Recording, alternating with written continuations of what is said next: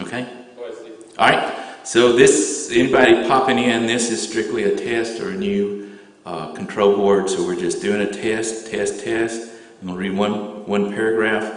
The worldly would suppose this to be heaven on earth. Many of them live with the goal of accumulating wealth until they do like Solomon, can do anything they want. However, Solomon's experience was it was anything but heavenly, and the few who achieve such level of wealth today also discover it is unsatisfying.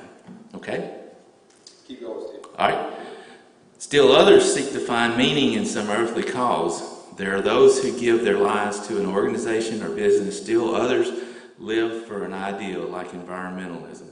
The problem is, though, that results do not live up to aspirations. Businesses fail, or worse still, fire us. Organizations fall short of their goals. Causes get sidetracked by human selfishness and pride. More subtly, success can be even harder to deal with. What do you do if some worldly goal of yours is completely achieved? Do you go fishing?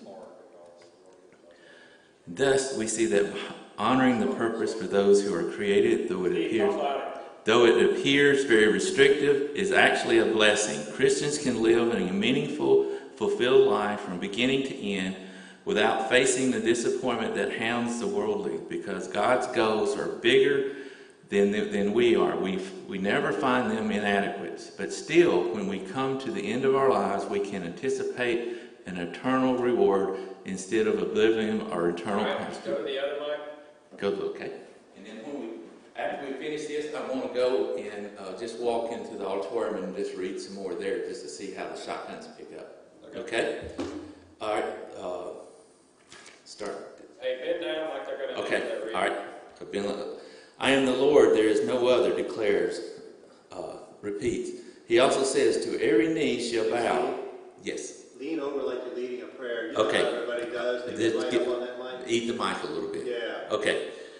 The only conclusion that is not Jesus is God himself. This is not surprising to a Christian. Still, it takes a few minutes to read those passages again and revel in the divinity of Christ. All right. Okay? Yep. I'm going to read one more. Get here in the middle.